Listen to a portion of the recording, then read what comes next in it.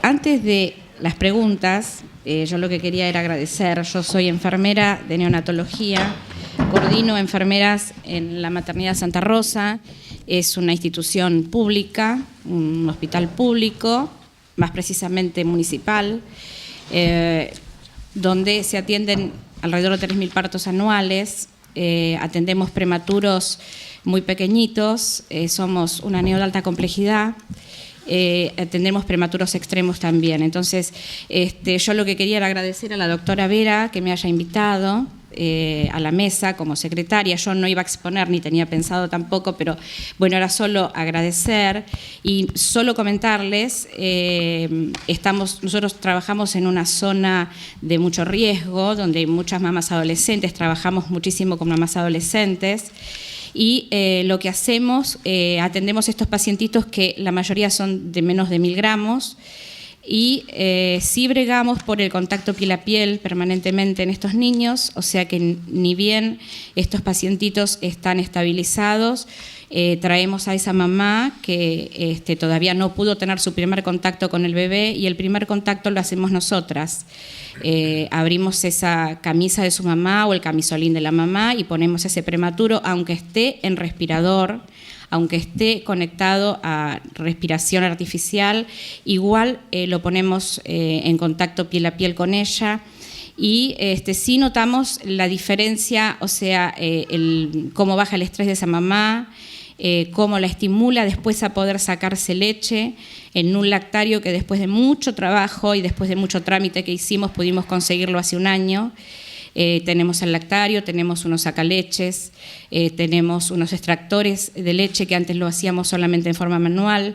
Así que bueno, hay un montón de cosas que estamos trabajando en cuanto a eso, ¿no? No solo estimularle el neurodesarrollo, sino también estimularle ese contacto piel a piel, que nosotros lo notamos después de pasado unos días, cómo el bebé va mejorando con ese contacto de esa mamá.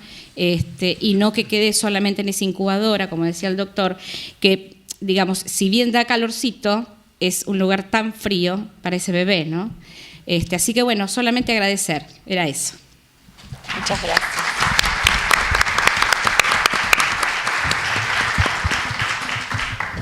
Queremos pasar al tiempo de las preguntas y hasta que levanten la mano y les alcancemos el micrófono, quería adelantar alguna pregunta, como por ejemplo a cualquiera de los tres doctores. ¿Cuánto está incidiendo el miedo al juicio en esta conducta obstétrico-neonatal? La otra pregunta que se asocia sería, ¿quién es responsable? ¿El sector de los neonatólogos o el sector obstétrico en que estemos procediendo tantos años después de evidencia que sigue fluyendo con prácticas en sala de partos que no son las adecuadas porque el chico entra en contacto piel a piel, pero lo sabemos porque se ha medido y porque se ha confesado que en casi todos los lugares no es más de 1 minuto.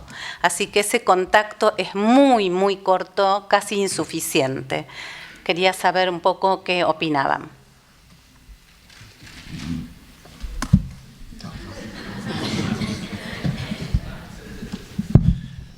Todo porque yo dije que me gustaba hablar, si no hubieran contestado ellos. No, yo creo que, supongo, Vera, que te referís con el miedo al juicio, la cantidad de cesáreas que ocurren en la actualidad, principalmente en el medio privado. La gente cree que lo mejor que le puede pasar cuando va a tener un bebé es nacer en un sanatorio o en un hospital privado. Y es posible que desde el punto de vista de la calidad de la comida o de la hotelería eso sea cierto, pero si yo estoy convencido, conozco mucho Brasil, voy a muchos hospitales privados y públicos en Brasil y conozco mucho este país, viajo mucho por docencia y la verdad que yo creo que la edad gestacional en el medio público, aún con el riesgo social, es por lo menos una semana más larga. Afirmo esto sin datos concretos, pero estoy seguro que si lo investigamos es así, una semana o más larga en el medio público que en el medio privado. la frecuencia de partos de cesáreas en el medio público es alrededor del 27, 28%, creo cerca del 30%, que es alta en el país, pero en el medio privado es cercana al 65, 70%, en Brasil 80, 85%.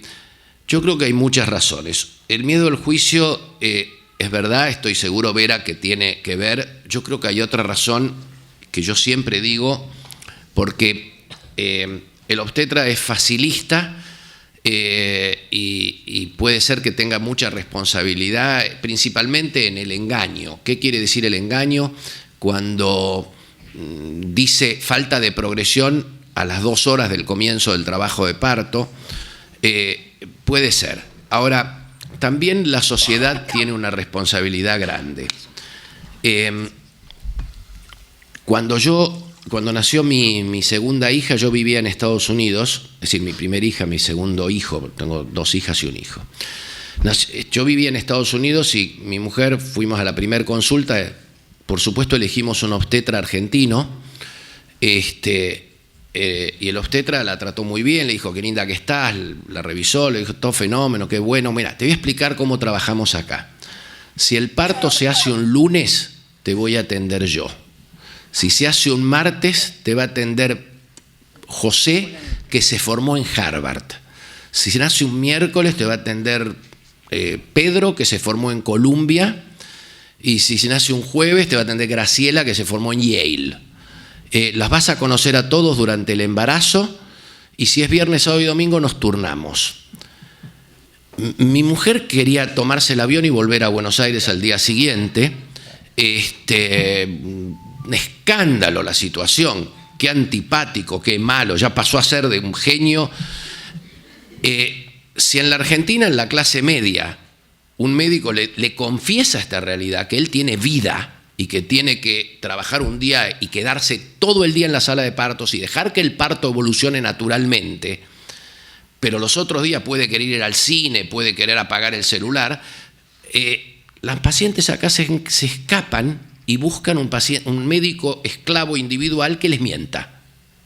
Que les mienta, porque le va a mentir, le va a decir que está disponible las 365 días del año, cosa que no es verdad. Entonces, la sociedad también contribuye en una parte evitando el trabajo en equipo, y por eso yo creo que con un buen servicio de obstetricia en un hospital público y en algunos lugares privados que trabajan de esta forma, un médico en la sala de partos, una partera, va a tener mucho más chance de hacer un nacimiento cuando se decide el chico que tiene que salir y no cuando decidimos nosotros, en muchos casos mintiendo. En muchos casos no hay nada mejor para decidir un nacimiento que pedir un Doppler. Hace mucho que no leo el informe de un Doppler que diga Doppler normal. No, siempre leve disminución de flujo. Mejor lo sacamos, ¿no ves? Ya pesa como 3 kilos. Entonces, la excusa se encuentra de cualquier manera. De manera que yo personalmente creo que revertir esto tiene que haber una contribución doble. La médica y la difusión en la sociedad, que la atención individual en obstetricia no es posible.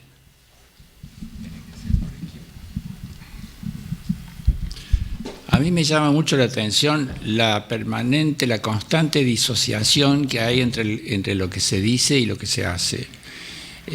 Los antibióticos sirven solamente para las virosis, pero por las dudas. Los partos, las cesáreas son muchísimos, pero el flujo que decía él, todo eso. Respecto de la pregunta inicial de Vera en el sentido de la posibilidad de los juicios de mala praxis, yo me pregunto también si en una de esas, ahora que la gente las madres están muy informadas y conocen bastante de esto, si no harán juicios en el otro sentido, es decir, porque estamos haciendo demasiado.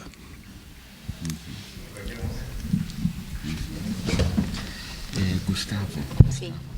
Gracias, y el doctor Sacher va a hacer una pregunta. Sí, más que una reflexión a raíz de la disertación de Bain, ayer María Aparecida hablaba de la patologización en las infancias.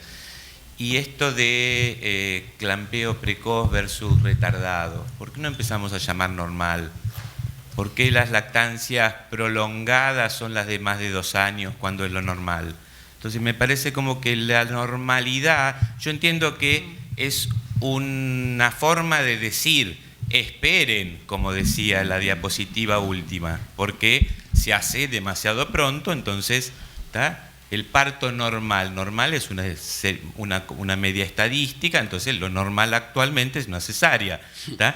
Bueno, entonces, es un excelente comentario y lo único que te voy a quitar es la originalidad. Esto viene discutiéndose y esto no te quita mérito, creo que es un muy buen señalamiento, pero la realidad es que debería decirse ligadura fisiológica del cordón umbilical o normal, oportuna, y no ligadura demorada. En realidad es porque es la denominación en la que están los estudios, pero tenés absoluta razón que es un pésimo nombre. Demorado es algo que se hace tarde. Peor, antes se llamaba ligadura temprana versus tardía, imagínate, ¿no? Pero tenés razón, sí. ¿Otra pregunta? Sí, buen día. Soy enfermera, a mí me llama la atención mucho un taller realizado, soy de Córdoba, del Hospital Misericordia, un taller realizado sobre lactancia materna. Un obstetra nos informó que el 60% de las mamás no se controlaba. Entonces, como evaluación final, tuvimos que transmitirle al director, ¿no es cierto?, que el 60% de las mamás que llegaban al parto no se realizaban los controles. Eso es un llamado de atención para nuestra provincia muy grande. Entonces, porque articular las medidas con el nivel provincial, no solamente el provincial, es el local, nacional, es articular, ¿no es cierto?, en cuanto a por qué las mamás no van a control. ¿Por qué no salimos a terreno a buscarlas si a nosotros nos preocupa? Otra de las cosas, sentada en un desayuno con mis compañeras, realizamos y decíamos, ¿por qué las mamás atendidas en sectores privados no hay amenazas de parto prematuro? Nosotros ahora tenemos la UTI y USIM llena de bebés prematuros. Entonces, la salud pública, nosotros tenemos que primero, dentro de lo que el análisis que hacíamos como grupo de enfermeras, primero, cambiar el modelo, un nuevo paradigma, ya basta del biologismo, del asistencialismo. Nosotros tenemos que salir a prevenir. No debemos permitir ya que las madres no se controlen el embarazo. Salgamos a buscarla, caminemos terreno. De eso se trata. No es que vamos a ser las mejores por salir. No, si nosotros queremos unos bebés que nazcan a término, tenemos que ver por qué esas mamás no se controlan. Entonces, si nosotros apoyamos APS, un nuevo modelo de promoción y prevención en cuanto a vacunación, en cuanto a lactancia materna, pero también tenemos que ver nosotros como equipos de salud, primero, horizontalizar la atención. En el video que veíamos ayer, horizontalizar la atención. Ay, mamá, que dicen que el médico le dice, bueno, tome tal cosa, ni la mira. Ay, mamá, que dice que la enfermera no le contesta. Entonces, esos cambios que nosotros mismos, dentro del equipo de salud, tenemos que hacer. Porque ¿de qué me vale que yo sea licenciada? ¿De qué me vale que sea un doctorado si a la hora, como decía el doctor Pronsato, escúcheme, tiene que ser un abordaje a la mamá, un abordaje dentro de su hábitat, de su entorno. Ese niño va a nacer con la luz prendida, que eso es una agresión. Con el frío del aire acondicionado es una agresión. Entonces, todo eso tenemos que nosotros ir mirando. Y bueno, eso de que los bebés, hay muchos bebés prematuros y que falta de que nosotros salgamos a terreno, es un modo de prevención que debemos hacer. Nada más. Muchas gracias. Sí, buenos días. Yo soy Eli Puentes, licenciada en obstetricia de Neuquén. Pero más que una pregunta es un aporte a todas las exposiciones que ustedes nos acaban de hacer. Y es reforzar lo del trabajo en equipo. Yo estuve 17 años en el hospital de alta complejidad de la provincia, el Castro Rendón, muy conocido, donde se deriva todo, lo patológico de la madre, lo patológico de los niños, los prematuros extremos, y es un lugar donde pudimos trabajar con todo el equipo para lograr partos respetados en una alta complejidad, porque hay mujeres que se internan y no tienen ninguna patología, ni ellas ni los niños. Entonces logramos no medicalizar, no abusar con las intervenciones, las cesáreas que realmente tengan una justificación, pero todo esto tiene que ver con el fortalecimiento del equipo de trabajo. Y hace 10 meses me fui de ese hospital a la maternidad pública que más nacimientos tiene ahora en Neuquén, que es el Hospital Heller, que tenemos un poquito menos de complejidad. Con la neonatología estamos en un techo de 35 semanas, y con las madres todo lo que requiera la terapia intensiva de adultos tampoco lo tenemos, pero tenemos muchísimos partos de bajo riesgo, muchos embarazos de bajo riesgo, y logramos también en un equipo de salud que está conformado por gente que ha venido de otras provincias, no todos formados en Neuquén, fortalecer, repito, el trabajo en equipo, y logramos hacer partos respetados, donde la mujer durante los controles de embarazo es informada de sus derechos, de ella, de su niño, de toda la familia, se respeta el acompañamiento, la ligadura oportuna, deja de latir el cordón, la luz de la sala de partos baja, la temperatura, siempre nos fijamos antes de que lleguemos al momento del parto, qué temperatura tenemos. Entonces todo esto es un trabajo de hormiguitas, porque vamos todos los días hablando del tema y fortaleciendo, repito, enfermería, médicos tocoginecólogos, las licenciadas en obstetricia y licenciados, pero tiene que ver con esto, que aunque nos hablemos todos los días en lo que queremos para las mujeres y nuestras mujeres y nuestros niños, pero se puede lograr. No es esto que nos están contando que está muy lejos, es cuestión de hablar y trabajar todo el día y mostrar que no es necesario romper una bolsa o poner oxitocina para que un niño nazca y esté en brazos de su mamá y que se puedan ir a las 36 horas o 48 horas juntos a la casa. Entonces tiene que ver con esto, que nos tenemos que nosotros mismos comprometer en nuestro propio equipo de salud para poder hacer esto mucho más llevadero a todos quienes no lo están haciendo. Gracias. Muchísimas gracias. Les voy a pedir un favor. Sabemos que es muy rico el aporte de las realidades diferentes, es parte del Congreso que podamos compartir todo esto. Sabemos que no siempre son preguntas, que muchas veces son muy valiosos los comentarios, un poco más cortitos, así participamos más gente.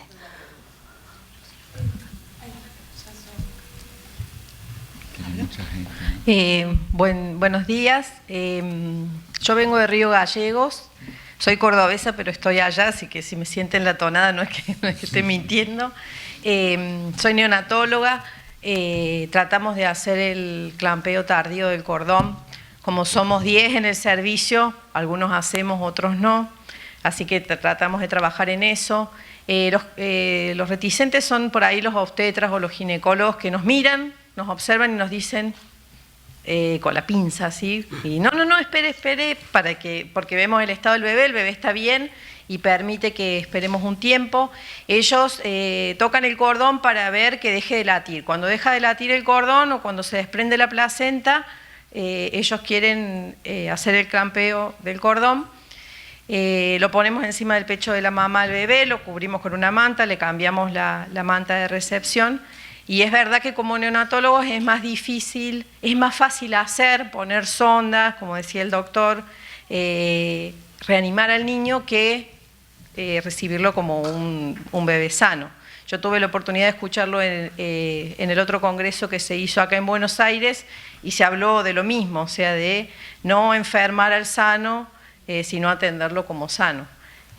Así que bueno, me parece que es algo útil, que hay que tratar de convencer un poco a los obstetras, que para mí son los que más nos cuesta convencer de que la mujer no va a sangrar más ni va a tener más problemas porque hagamos un clampeo tardío.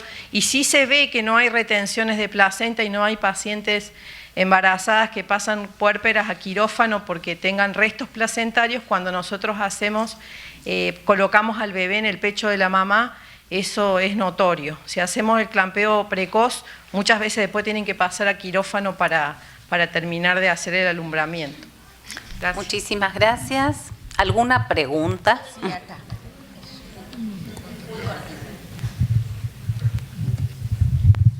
Gracias. Es una pregunta para el doctor Bain. Es una curiosidad que tengo. La sangre del cordón para células madres, ¿por protocolo se suele sacar en el primer minuto? En realidad,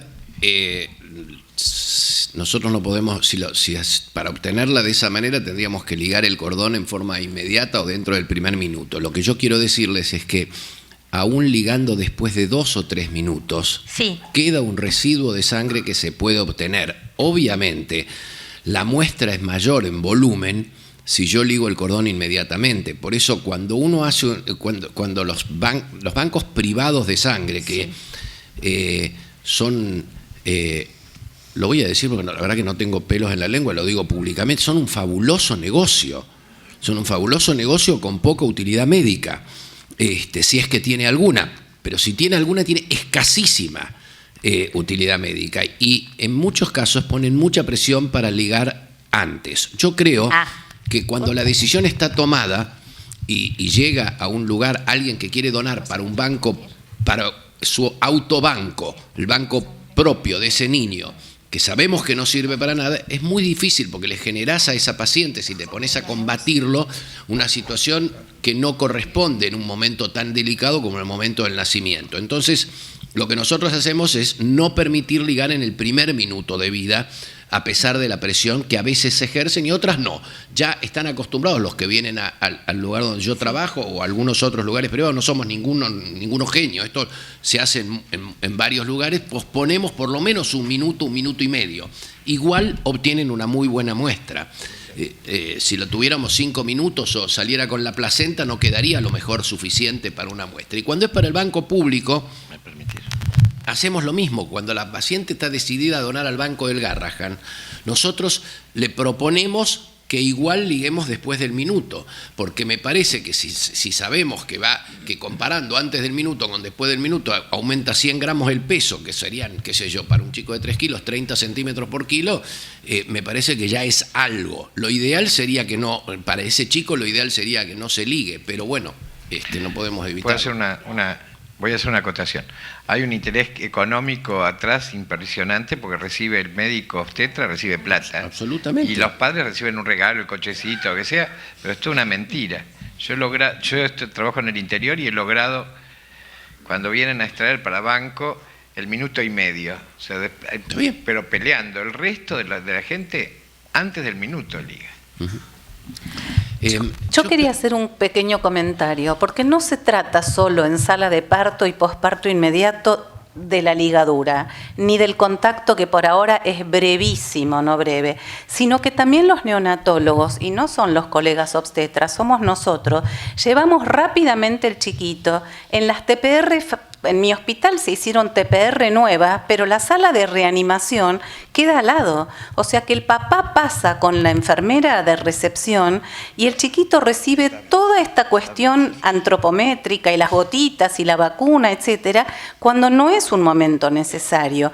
Esto es lo que hay que llevar, porque la evidencia ya está y hay que convertir la evidencia en práctica y cortar, como dijo el doctor Pronsato, la santidad de los protocolos. Finalmente, los protocolos los hicimos nosotros 10 años atrás, pues habrá que hacer nuevos protocolos y empezar a respetarlos.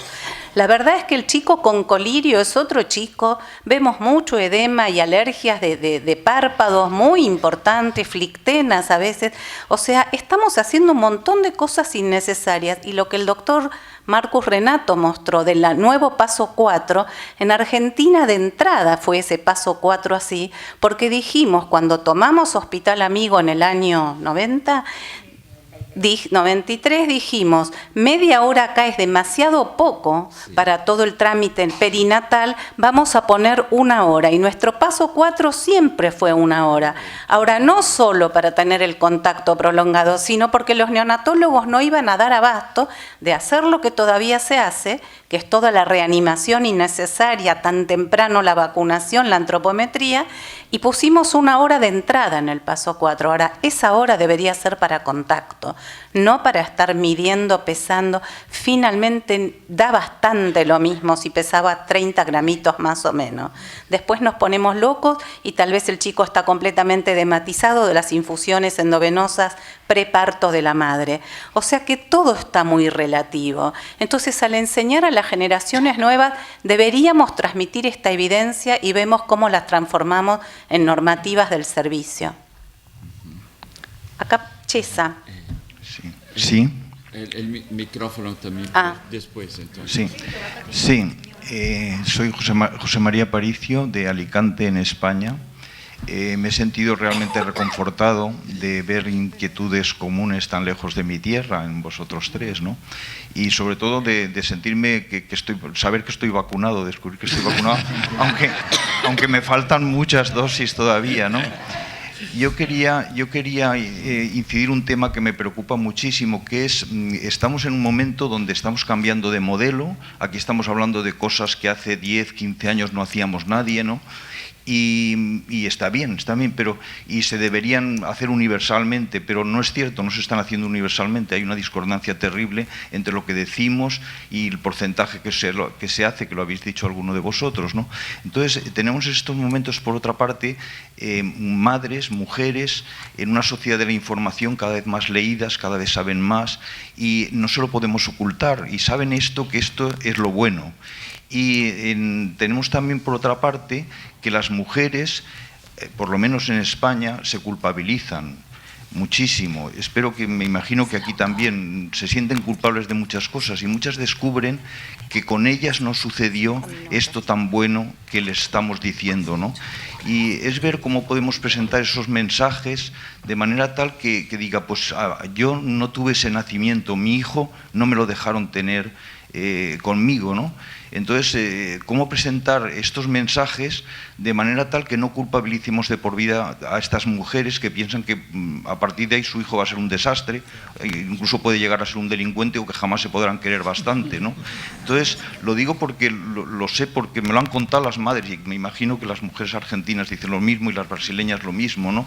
Y ver cómo presentamos ese mensaje y decirles quizá que hay muchas más oportunidades en la vida, que hay mucho tiempo para quererse y para enmendar errores. Pero no sé, a lo mejor, Renato, cómo ve el tema o cómo lo veis vosotros.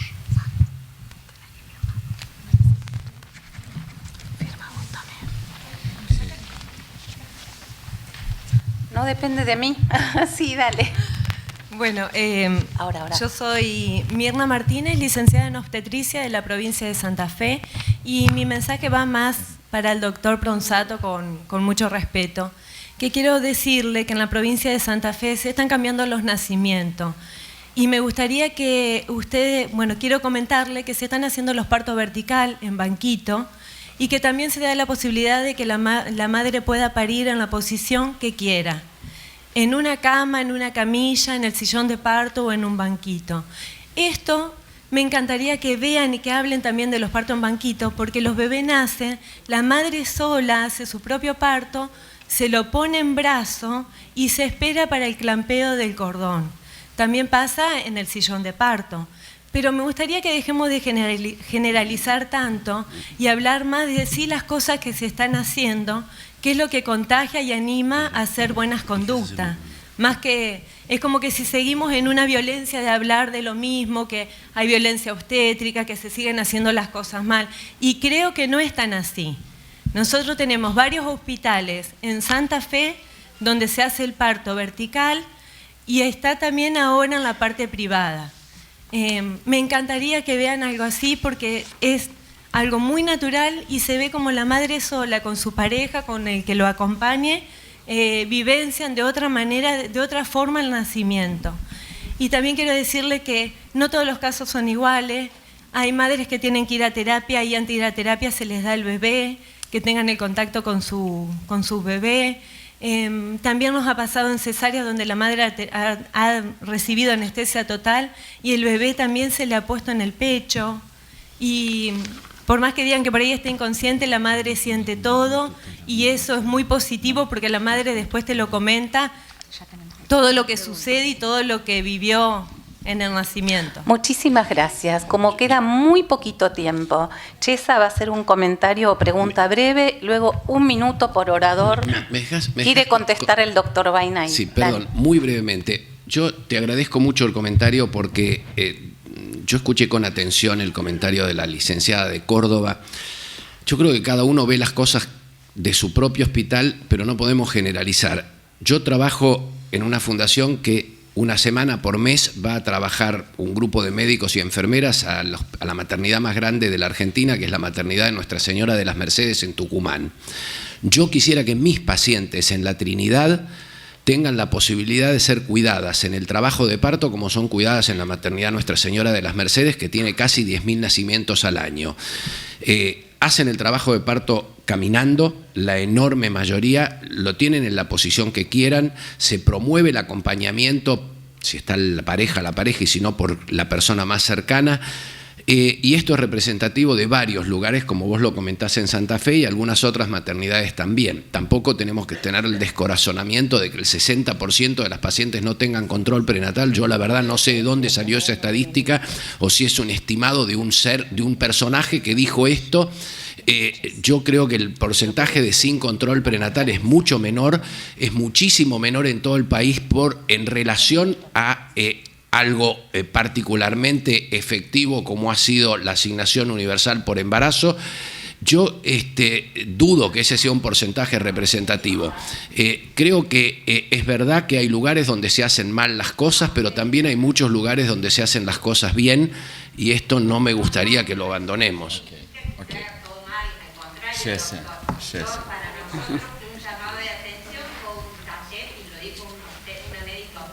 Lo tiene que probar. Perdón, no vamos a dialogar porque saben que en 1 minuto nos echaron de la sala. Así que Chesa, medio minuto y medio minuto cada uno de los... Una pregunta. Okay. Para los tres, ¿no? Excelente la mesa, o sea que a mí me encantó.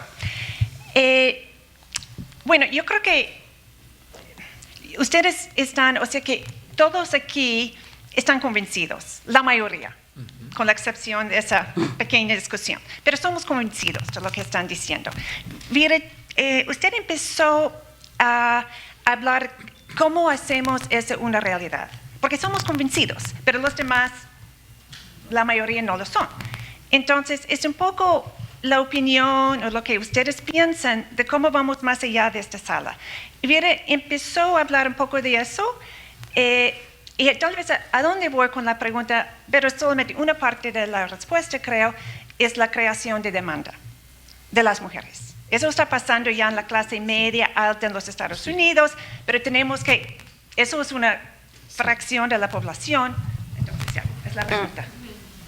Bueno, aprovechamos este disparador para hacer el comentario de cierre de cada orador y respuesta a la pregunta de Chesa Luther. Sí. ¿Cómo? No nos da más el tiempo, bueno, gente. Vamos a tener otra Ahora mesa. Lo comentan. Ajá. Sí. Mira, hay mamás acá en el Congreso, incluso con sus bebés, ¿no? Son muy bienvenidas. En Brasil tenemos el Encuentro Nacional de Lactancia Materna, estamos en el 14º, como fuera el Congreso Brasileño de Amamantamiento. Reúne miles de profesionales de todas las áreas.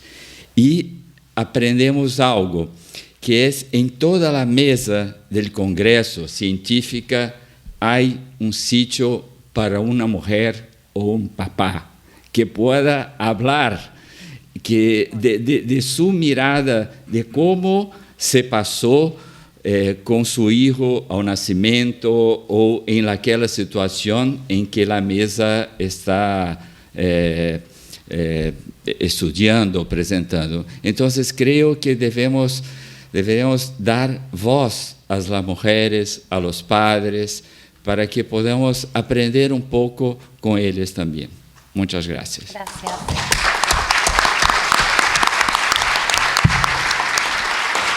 Doctor Pronsato. Sí, no tengo mucho más que agregar a lo que ya se ha dicho. A mí me parece que las cosas están cambiando para bien, definitivamente están cambiando para bien. Yo que soy veterano, por no decir viejo, que es un atributo que Vera me quiere imponer,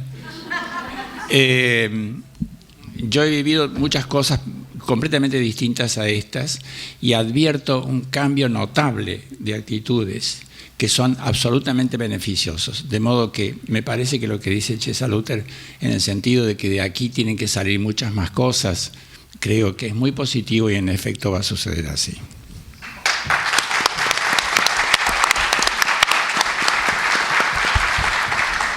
No, yo creo que hablabas de alguna manera del empoderar a las mujeres para que puedan también generar muchas de estas cosas. Yo creo que la difusión de lo que hacemos no puede quedarse en el personal de la salud, que tiene que llegar a la gente para que sean los que exijan estas cosas, no solamente las cosas técnicas, sino las cosas que tienen que ver con lo humano, que finalmente es lo que se promueve. No, yo solamente quería, para cerrar, decirles que estoy verdaderamente muy agradecido de que me hayan invitado, disfruté mucho de la mesa y me parece maravilloso ver en una audiencia grande la cantidad de inquietudes y preguntas que surgen y las ganas de la gente y voy a decir una palabra que no representa lo que quiero decir, el atrevimiento de la gente a preguntar, porque yo en una reunión donde hay 5 o 10 personas en el público hay mucho intercambio, pero en una reunión donde hay cientos es muy raro que haya tantas preguntas. La verdad que me siento muy gratificado por cómo se maneja